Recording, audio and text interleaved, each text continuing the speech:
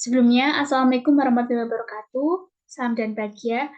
Perkenalkan, nama saya Dara Fitri Syaftoviana, NIM 20 201953. Kali ini akan mempresentasikan terkait pengaruh zat pengatur tumbuh atau ZPT terhadap pertumbuhan dan produktivitas tanaman. Poin pembahasan, bab 1 pendahuluan, bab 2 pembahasan, dan bab 3 kesimpulan.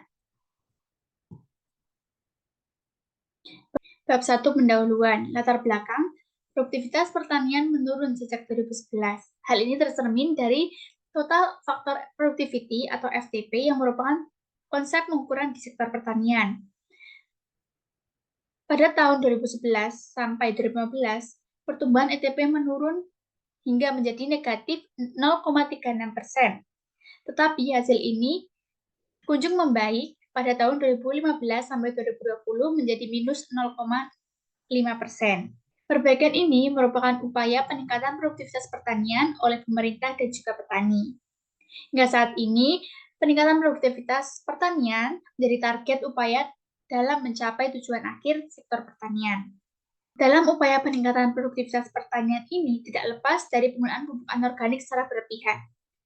Sejalan dengan peningkatan kesadaran manusia terhadap dampak yang disebabkan oleh penggunaan pupuk anorganik, maka terdapat salah satu upaya yang dapat diterapkan adalah penggunaan zat pengatur tumbuh atau ZPT yang dapat mengembangkan pertumbuhan dan hasil tanaman. Di dunia pertanian, zat pengatur tumbuh atau ZPT merupakan faktor pendukung yang berkontribusi besar terhadap hasil dan pertumbuhan tanaman itu sendiri. Dengan demikian, pada pembahasan kali ini akan mengulas lebih dalam terkait pengaruh pemberian zat pengatur tumbuh atau ZPT terhadap pertumbuhan dan produktivitas tanaman.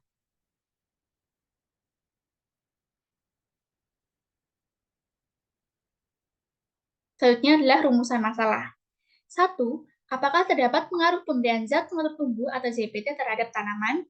2. Bagaimana pengaruh pemberian zat pengatur tumbuh atau ZPT terhadap pertumbuhan dan produktivitas tanaman? Selanjutnya adalah tujuan. Yang pertama, untuk mengetahui ada tidaknya pengaruh zat pengatur tumbuh terhadap tanaman. Dan yang kedua, untuk mengetahui pengaruh pemberian zat pengatur tumbuh terhadap pertumbuhan dan produktivitas tanaman. Bab 2 pembahasan, ZPT atau zat pengatur tumbuh merupakan senyawa anorganik bukan nutrisi yang bisa ditambahkan dalam jumlah tertentu yang dapat mendukung, menghambat, dan secara kualitatif merubah proses fisiologis. Zat pengatur tumbuh berperan untuk mengatur metabolisme, pertumbuhan, dan perkembangan tanaman. Rasiman 2018 mengungkapkan efektivitas pemberian zat pengatur tumbuh atau ZPT ini dipengaruhi oleh konsentrasinya. Ketetapan ZPT ini berpengaruh dalam organogenesis. Hal ini berkaitan dengan interaksi antara zat pengatur tumbuh yang digunakan atau yang diberikan pada tanaman dengan zat-zat endogen yang terdapat dalam tumbuhan atau tanaman tersebut.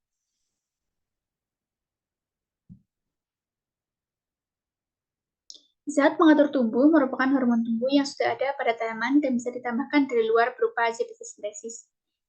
Yang pertama yaitu auksin, terdiri dari 4, yakni indol asam asetat atau IAA, indol butiran asam atau IBA, naftalenat asam asetat atau NA, dan 24 dikloroferoksi asetat atau 24D.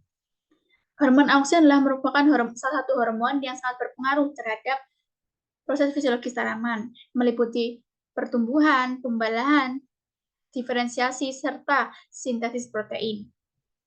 Auksin dapat merangsang atau mempercepat keluarnya akar, panjang akar, dan memperbanyak serabut akar. Dalam penelitian Sudarsianto pada tahun 2015, melalui perendaman auksin, dapat mempercepat tumbuhnya kecambah dan menghasilkan bibit yang vigor. Pada saat berkecambah, auksin mendorong sel-sel dalam akar sehingga batang membesar dan memanjang, terutama pengambilan air setelah jaringan embrio mengering, sehingga meningkatkan sintesa protease dan enzim-enzim hidrolitik lainnya yang dapat menghasilkan zat-zat yang ditransport ke embrio yang dapat mendukung perkembangan embrio dan munculnya kecambah. Penelitian Nasution tahun 2016, auksin dapat memperpanjang akar tanaman pada tanaman kentang. Respon tanaman terhadap hormon auksin terbilang cukup besar, namun pengaruh auksin terlihat lebih nyata pada pertumbuhan vegetatif tanaman. Selanjutnya adalah giberellin. Giberellin terdiri dari GA1, GA2, GA3, GA4, GA7, GA8, dan lain sebagainya. Yang biasanya digunakan dalam sektor pertanian yaitu GA1, GA2, dan GA3. Giberellin berperan dalam proses perkesambahan dan aktif fase dormansi melalui pembentukan enzim amilase pada lapisan aleuron. Dalam fase perkesambahan, berperan bersama dengan auksin. Peran utama giberellin dalam pemanjangan dan pembelahan sel. 3. Sitokinin. Sitokinin adalah hormon yang terdiri dari kinetin, zeatin, dan PAP. Sitokinin berperan dalam pembentukan cabang batang dan akar dengan menghambat dormansi tunas muda atau apikal. Selain itu, sitokinin juga sebagai hormon pendorong pembelahan atau sitokinesis, meningkatkan jumlah dan ukuran daun, merangsang pembentukan batang dan akar, dapat menunda penuaan daun, bunga, dan buah dengan cara mengontrol dengan baik proses kemunduran yang menyebabkan kematian sel. Pada penelitian sebelumnya, pemberian sitokinin 12 ml per liter air menunjukkan hasil optimum pada parameter jumlah daun. Selain itu, hormon yang diduga bertanggung jawab dalam mempercepat munculnya bunga adalah sitokinin yang berkombinasi dengan hormon giberellin. Pemberian ZPT dalam jumlah optimal dapat mempercepat munculnya bunga, terutama pada tanaman jagung.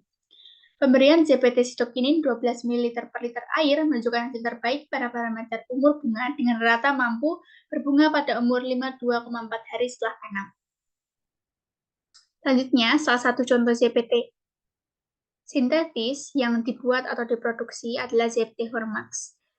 ZPT Hormax merupakan hormon perangsang tumbuh organik yang dapat meningkatkan pertumbuhan, produksi, dan produktivitas tanaman dengan dosis tertentu, sekaligus bermanfaat untuk mencegah dehidrasi tanaman terutama saat musim kemarau.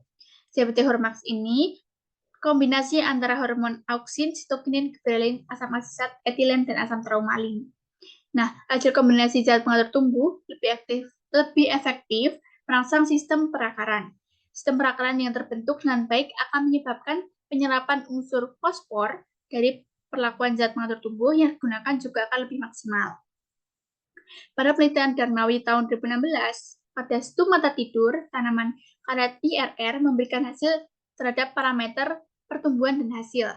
Nah, perlakuan konsentrasi zat pengatur tumbuh 12 ml per liter air cenderung memberikan hasil terhadap panjang tunas, berat berangkasan basah akar, dan berat berangkasan kering. Hasil pemberian zat pengatur tumbuh yang terbaik terhadap parameter panjang tunas kisaran 35,17 cm, berat berangkasan basah kisaran 3,82 gram, dan berat berangkasan kering akar kisaran 2,04 gram. Selanjutnya, pada penelitian Romadi tahun 2017 pada tanaman jagung, pemberian ZPT Hormax dapat memberikan pertumbuhan tinggi yang optimal.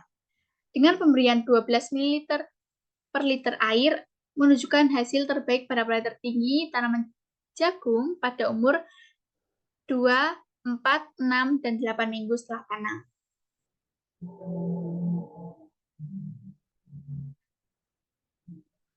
Bab 3 kesimpulan. 1. Zat pengatur tumbuh atau ZPT memberikan pengaruh terhadap pertumbuhan tanaman. 2. Pemberian ZPT pada tanaman karet berpengaruh terhadap panjang tunas, berat berangkasan basah, akar, dan berat berangkasan kering akar. Selanjutnya, yang terakhir, pemberian ZPT pada tanaman jagung manis berpengaruh terhadap tinggi tanaman, jumlah daun, waktu berbunga, dan berat tongkol yang dihasilkan.